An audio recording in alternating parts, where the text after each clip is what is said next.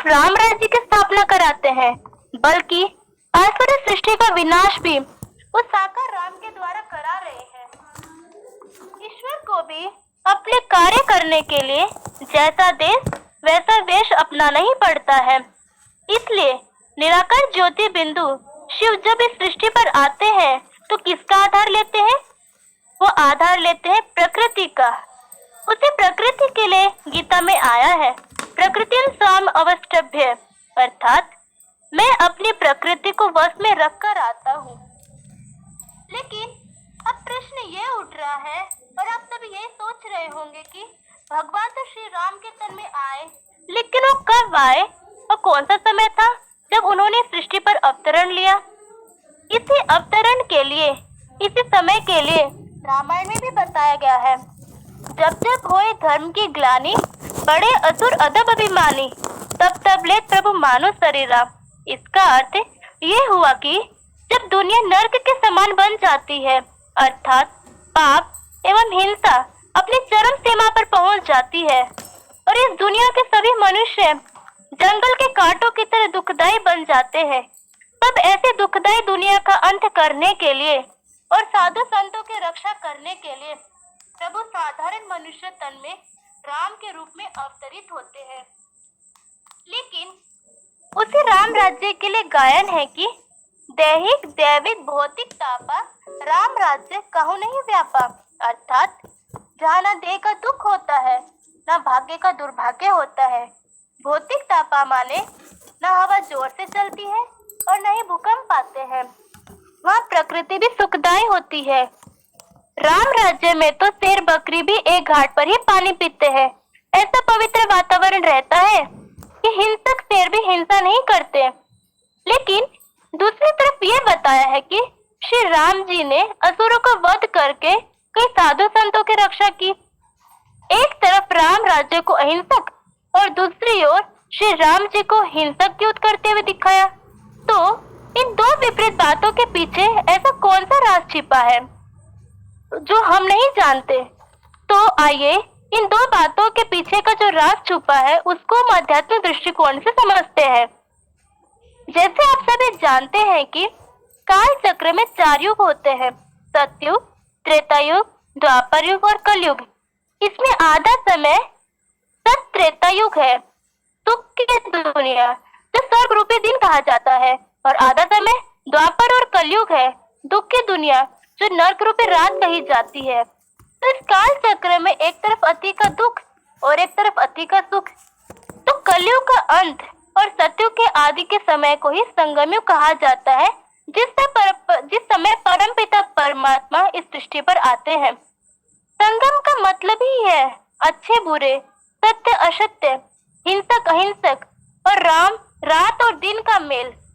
इस समय स्वयं परम पिता परमात्मा शिव सृष्टि पर अवतरित होकर इस सृष्टि को नर्क से स्वर्ग बनाने का कार्य करते हैं और साधारण मानव तन के द्वारा असाधारण कर्तव्य करके श्री राम की तरह प्रत्येक परिस्थिति में स्थिर बुद्धि रहने का उत्तम उदाहरण प्रस्तुत करते हैं, जिसका अनुकरण सभी कर सके, जिसके लिए गीता में भी आया है, यद्यथा चरते श्रेष्ठत्व देवतर जनः स यत् प्रमाणम कुरुते लोकस्तदनु वर्तते। अर्थात जैसे श्री राम जी के अवतरण से जुड़े असली तथ्य को तो हमने जाना, ऐसे ही श्री राम जी के जीवन से संबंधित कई घटनाएं हैं जिनको हम आध्यात्मिक दृष्टिकोण से समझेंगे। दिखाते हैं रावण को महलों में और राजा होते हुए भी राम जी को जंगल में रहना पड़ा। उनकी सीता को रावण ने चुराया। श्री राम जी को बंदरों की सेना लेनी पड़ी। श्री राम जी को रबरी के झूठे बेर खाने पड़े। पर त्रेता में तो स्वर्ग की हरी भरी दुनिया होती है, वहां तो फूलों के बगीचे होते हैं और फूल सुखदायी होते हैं। तो वास्तव में ये कौन से समय की बात है? वास्तव में ये बात है कलयुग अंत में ये दुनिया जब कांटों का जंगल बन जाती है, जहाँ प्राणी मात्र कांटों की तरह दुखदायी बन जाते हैं, बिना दुख दिए रह ही नहीं पाते, न चाहते हुए भी दूसरों को दृष्टि, वृत्ति, वाचा या कर्मों से दुख देने की निमित्त बन जाते हैं। तो राम राज्य में सीता को रावण ने हरण किया ऐसे दिखाते हैं ना, तो क्या वास्तव में सच में त्रेता में ऐसा हुआ? नहीं। और वास्तव में ये सीता और रावण कौन थे? और ये कौन से समय की बात है? ये बात है अभी इस समय की। इस समय हम सभी मनुष्य आत्मा रूपी सीताएं द्वापर युग से देहभार में आने के कारण 5 विकारों रूपी रावण के अशोक वाटिका में बंदी बन गए हैं या कैद हो गए हैं, जिन्हें छुड़ाने के लिए आत्माओं के पिता सुप्रीम सोल शिव श्री राम के साकार तन में प्रवेश कर अपने इंद्रियों पर जीत पाने की कला अर्थात सहज राजयोग और ईश्वरीय मर्यादाओं की लक्ष्मण रेखा अभी वर्तमान समय में हमें बता रहे हैं। इस मर्यादा पर रहने पर ही हम सभी आत्मा रूपी सीताएं रावण के चंगुल से बचे रहते हैं। मर्यादाओं का संपूर्ण ज्ञान न होने के कारण ही मनुष्य आत्मा इन 5 विकारों से ग्रसित होकर जानवर से भी बदतर बन चुकी है, जिसकी यादगार में दिखाते हैं कि श्री राम जी को बंदरों की सेना मिली। तो क्या सच में ऐसा हुआ कि श्री राम जी को बंदरों की सेना मिली? नहीं। रामायण में बताते हैं रावण ने मनुष्य की सेना ली और श्री राम ने बंदरों की। तो क्या सचमुच श्री राम को मनुष्य नहीं मिले जो उनको बंदरों की सेना लेनी पड़ी हो? वास्तव में वह कोई जानवर बंदरों की बात नहीं है। आज के मनुष्य की बुद्धि ही बंदरों जैसी विकारी बन चुकी है। श्री राम उन बंदर बुद्धि वालों को ही आकर मंदिर लायक अर्थात देवता बना रहे हैं और यह भी दिखाते हैं कि श्री राम को युद्ध के समय अपना रथ भी नहीं मिला। तो क्या सच में कोई स्थूल रथ की बात है? नहीं, ये बात है शरीर रूपी रथ की। इसके लिए रामायण में बात आई है, रावण रथी वीरथ रघुवीरा देख विभीषण भयो अधीरा। जैसे न तो स्थूल जंगल की बात है और न ही जानवर बंदरों की बात है, वैसे ही ये कोई स्थूल रथ की बात नहीं है, बल्कि बात है उस शरीर रूपी रथ की जिसका आधार भगवान लेते हैं। और उस रथ के लिए कठोपनिषद में भी आया है, आत्मनम रथिनम विधि शरीरम रथमेव च, अर्थात शरीर को ही रथ कहा गया है। रावण को रथ दिखाने का मतलब क्या है? उनको जो देह का बाण है वो विशाल अर्थात बड़ा है, इसलिए हर वर्ष दशहरा में रावण का पुतला बड़ा ही बनाते जाते हैं, जबकि राम जी को तो रथ ही नहीं दिखाया, अर्थात उनको शरीर का बाण है ही नहीं, वो तो देह बाण से परे आत्माभिमानी बन जाते हैं। इसके अतिरिक्त और भी कुछ ऐसी घटनाएं हैं, जैसे आप सभी जानते होंगे कि शास्त्रों में दिखाते हैं अहिल्या जो श्राप के कारण जंगल में पत्थर की शिला बनी हुई थी, तो श्री राम जी के पैर लगते ही पत्थर से चैतन्य बन जाती है। अभी मान लेते हैं कि राम जी तो भगवान है, तो जरूर ऐसा परिवर्तन संभव हुआ होगा, परंतु भगवान कोई चमत्कार नहीं करते, बल्कि ऐसा आत्मा परमात्मा का ज्ञान देते हैं जिसे बुद्धि जो अभी हमारी पत्थर अर्थात जड़त्वमय हो चुकी है देहपान के कारण, वह फिर से गतिशील चलायमान अर्थात चैतन्य बन जाती है। ये सत बुद्धि ही भगवान की देन है और यही असली संपत्ति व धन है, जिसके लिए कहा जाता है जहाँ सुमति वहाँ संपत्ति नाना, जहाँ कुमति वहाँ विपत्ति निराला। और यह ऐसा अविनाशी धन है जो कभी छूटता नहीं और ही देने से बढ़ता ही रहता है, जिसके लिए कहते हैं धन दिए धन न छूटे। यह ज्ञान दान ही भौतिक पदार्थों के दान से भी श्रेष्ठ है। इसके लिए गीता में आया है श्रेयान द्रव्यम यात यज्ञात ज्ञान यज्ञ परं तपः। और उसी जगह रामायण में ऐसा भी दिखाया जाता है कि तबरेज ने राम जी को बेर खिलाने से पहले वो चक्कर खाया। श्री राम जी तो सबरी के श्रद्धा से अर्पित उन झूठे बेरों को भी स्वीकार कर लेते हैं, क्योंकि भगवान तो सच्चे प्यार के भूखे हैं।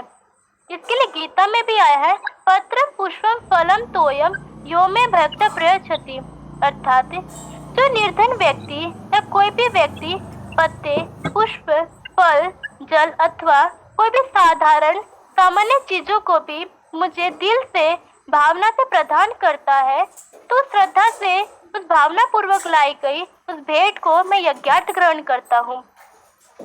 लेकिन लक्ष्मण ने सबरी के झूठे बेर स्वीकार नहीं किए, परंतु श्री राम जी ने स्वीकार कर लिए, क्योंकि भगवान को कोई दोष नहीं लगता। जिसके लिए तुलसीदास ने जी क्या कहा है, समरथ को नहीं दोष गुसाई, रवि पावक जल समके नाही। जैसे सूर्य होता है तो कितनी भी गंदगी सारी दुनिया में फैल रही हो, सूर्य सारी गंदगी को सुखाए देता है, वैसे अग्नि भी कचड़े को जलाकर शुद्ध कर देती है और साथ ही जल भी शुद्ध कर देता है, इसलिए उसको कोई दोष नहीं लगता। राम जी के जीवन से संबंधित ये कुछ प्रसिद्ध घटनाएं हैं, परंतु ईश्वर जब इस सृष्टि पर आते हैं तो उनका आध्यात्मिक रहस्य बताते हैं। गीता में आया है, यदा यदा ही धर्मस्य ग्लानि भवति भारत, अभ्युत्थानम् अधर्मस्य तदात्मानं सृजाम्यहम्, परित्राणाय साधूनां विनाशाय च दुष्कृतां, धर्म संस्थापनार्थाय संभवामि युगे युगे। अर्थात जब जब धर्म की ग्लानि होती है और अधर्म की वृद्धि होती है, तब तब मैं सद्धर्म की स्थापना, दुष्टों का विनाश और साधु जनों की रक्षा के लिए आता हूँ।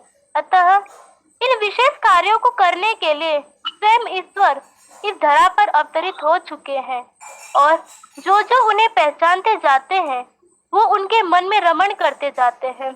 इसी प्रकार वे भी अपने अंदर सद्गुणों की स्थापना, विकारों का विनाश और सद्गुणों की पालना करके राम राज्य की स्थापना में सहयोगी बनते जाते हैं। परंतु स्थापना का मूल्य तब तक नहीं हो सकता जब तक दुष्टों की दुष्टता या अवगुणों का नाश ना हो। तो श्री राम जी के द्वारा इन कर्तव्यों का पालन किस प्रकार होता है वो हम जानेंगे। वो विशेष कर्तव्य है यज्ञ की रक्षा करना। विश्वामित्र ने जब लोक कल्याण हेतु यज्ञ रचा तो असुरों ने उस पवित्र कार्य को अपवित्र करने के लिए यज्ञ में हड्डी, मांस आदि कचरा डालकर यज्ञ में विघ्न पैदा किए। तब विश्वामित्र ने श्री राम जी और लक्ष्मण के सहयोग से यज्ञ की रक्षा की। इस दौरान श्री राम जी द्वारा न सिर्फ साधु संतों की रक्षा हुई बल्कि असुरों का विनाश भी हुआ। जैसे आप जानते हैं, रामायण में ये भी दिखाया जाता है कि बाली को मारने के लिए श्री राम जी ने 7 ताड़ के वृक्षों के आड़ में बाण चलाया, क्योंकि बाली को वरदान मिला था कि उनसे आमने सामने युद्ध करने वाले की आधी ताकत बाली में चली जाएगी। इसलिए भगवान श्री राम जी ने भी युक्ति से बाली का वध किया। लेकिन ये कोई छल नहीं बल्कि ये एक युक्ति है, क्योंकि कहा जाता है लोहे से लोहा काटा जाता है, अर्थात दुष्टों से युद्ध करने में दुष्टता का सहारा लेना ही पड़ता है। कहा भी जाता है कठे साठेम समाचरित। और इसके बाद श्री राम जी का मुख्य कर्तव्य है रावण का वध, जो बुराई पर अच्छाई के विजय का प्रतीक है। रावण को शास्त्रों में बहुत बलशाली 10 सिरों वाले एक असुर के रूप में दिखाया जाता है। वो वेदों शास्त्रों के ज्ञाता भी थे, परंतु अपने अहंकार के कारण ब्राह्मण होते हुए भी वह असुर कहलाए गए। लेकिन अभी प्रश्न यह है कि क्या ऐसे 10 सिर वाला कोई व्यक्ति होता है और उस 10 सिर के ऊपर गधा का भी सिर दिखाते हैं, तो आखिर इसका क्या आध्यात्मिक रहस्य है? वास्तव में जो भी नाम है वो काम के आधार पर पड़ता है, और रावण नाम का अर्थ है राव्यते लोकान इति रावण, अर्थात जो लोगों को रुलाकर दुख देता है। तो रावण का असली रूप क्या है? वास्तव में ऐसे कोई 10 सिरों वाला व्यक्ति नहीं होता, क्योंकि अगर होता तो आज उनकी पीढ़ी भी दिखाई देनी चाहिए ना। वास्तव में रावण के 10 सिरों में से 5 सिर है 5 विकार, अर्थात काम, क्रोध, लोभ, मोह और अहंकार के सूचक। बाकी 5 सिर प्रकृति के तत्व, अर्थात पृथ्वी, जल, वायु, अग्नि और आकाश, जिनको रावण ने अपने चारपाई के पाटी से बांध दिया था।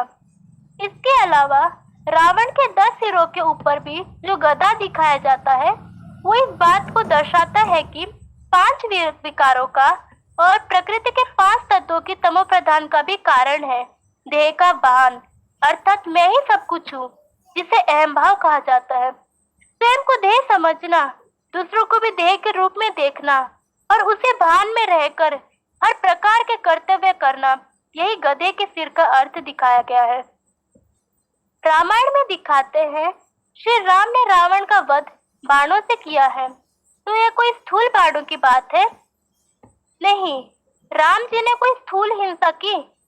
जब आज के साधु संत भी हिंसा नहीं कर सिखाते और गीता में देवताओं को भी अहिंसक बताया गया है, तो स्वयं भगवान कैसे हिंसक युद्ध कर सकते हैं?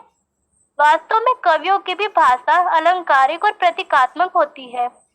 तीर का अर्थ है ज्ञान के बाण। जैसे कोई भी तीर लगने पर वो घायल हो जाते हैं, वैसे ही भगवान का ज्ञान सुनकर सभी मानव के अंदर जो रावण विद्यमान है उसका हरण या वध हो जाता है। जब इस प्रकार ज्ञान से हम रावण पर जीत प्राप्त कर लेंगे, तभी राम राज्य आएगा, या हम सभी अयोध्यावासी भी बन जाएंगे। क्या आप जानते हैं अयोध्या का क्या अर्थ होता है? आ माने नहीं, योद्धा माने युद्ध। जहाँ युद्ध नहीं होता उसका नाम है अयोध्या। तो क्या यह कोई यूपी में स्थित कोई स्थूल स्थान की बात हो सकती है? नहीं, वास्तव में अभी वर्तमान समय कलयुगांत में वास्तविक श्री राम आकर सुंदर सुखद दुनिया की स्थापना कर रहे हैं, जिसका ही गायन अयोध्या है। माना ऐसी आत्माओं का संगठन जहाँ आपस में कोई टकराहट नहीं होती है, ऐसी पारिवारिक इकाई तैयार हो जाती है। कोई आपस में एक दूसरे से नहीं टकराता, वाचा से भी लड़ाई नहीं लड़ते, आंखें भी लाल पीली नहीं करते, वाइब्रेशन से भी नहीं लड़ते। गाली गलौज करना या हाथापाई करना ये तो बहुत दूर की बात है। वो है राम का राज्य, जहाँ सब एक के कंट्रोल में रहते हैं। एक धर्म, एक राज्य, एक कुल, एक भाषा, एक मत, तो टकराट होने का सवाल ही पैदा नहीं होता। तो उसे कहेंगे असली अयोध्या और अयोध्या में रहने वाले। तो विचार कीजिए कि हद में यूपी में जो अयोध्या नगरी है, वहाँ के रहवासी में क्या ये एक पारिवारिक भावना वाली भावना मौजूद है? क्या उन्हें असली अयोध्यावासी कहेंगे? नहीं, असली अयोध्या तो वास्तव में श्री राम के द्वारा अभी स्थापन हो रहा है।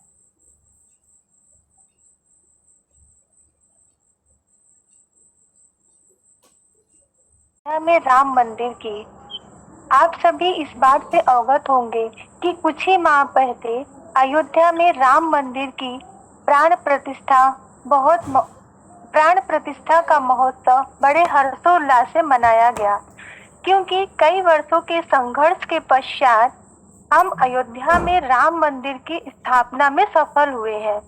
परंतु क्या हम पहचान लिया होता तो ऐसा क्यों गाते कि चारों तरफ लगाए फेरे फिर भी हरदम दूर रहे। इसका मतलब हमने वास्तविक राम को पहचाना नहीं है। आध्यात्मिक दृष्टिकोण से देखा जाए तो राम का मंदिर अर्थात राम का घर कौन बना सकता है? स्वयं राम ही तो बना सकते हैं ना। क्या वो त्रेता युग के राम की बात है? नहीं, राम का भी ईश्वर वो निराकार शिव परमपिता परमात्मा है।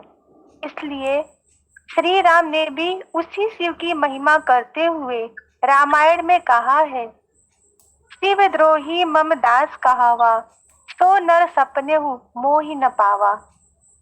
वर्तमान कल्पांत के समय में वो निराकार शिव जिस साकार तन में आए हैं, वो ही वास्तविक श्री राम है, जो अपना मंदिर रूपी घर स्वयं गुप्त रूप में बना रहे हैं, जिसके लिए कहा जाता है, गुप्त वेश में सतयुग रचने आए शिव भगवान, अब तो जाग जाग रे इंसान।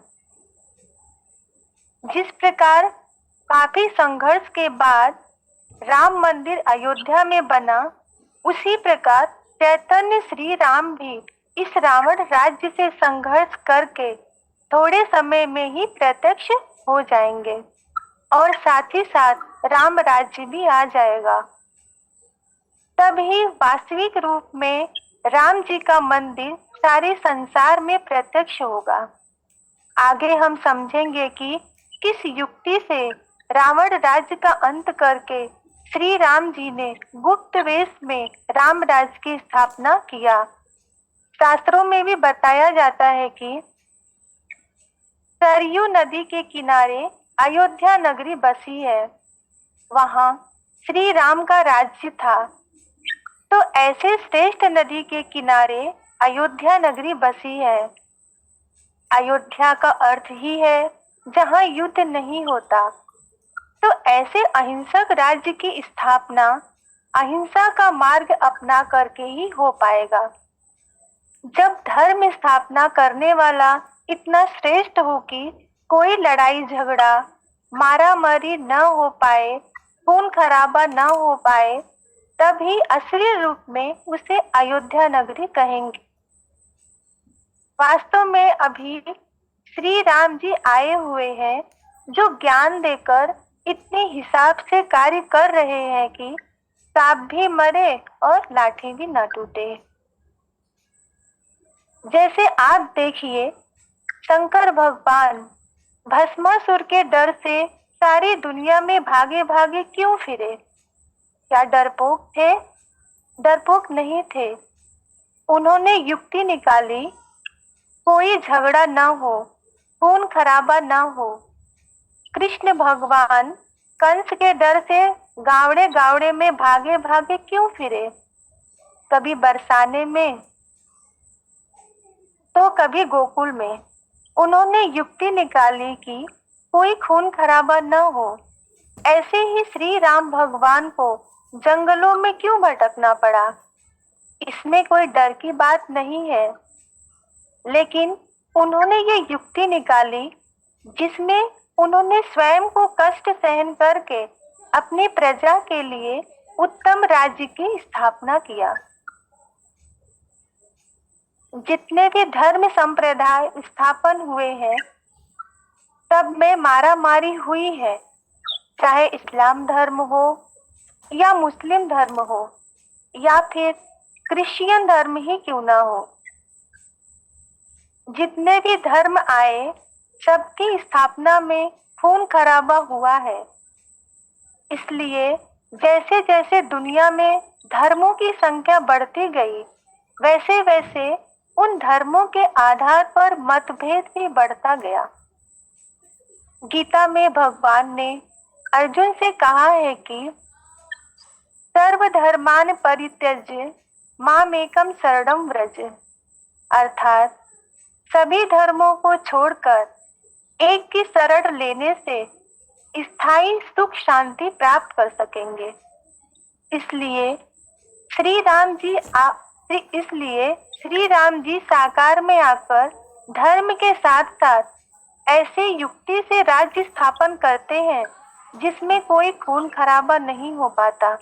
वो है राम राज्य। जिस राम राज्य के लिए गायन है, दैहिक दैविक भौतिक तापा, राम राज्य कहूँ नहीं व्यापा। अभी तक हमने श्री राम जी के कर्तव्यों को जाना और उन विशेष कर्तव्यों के कारण ही वे महिमा योग्य बन गए।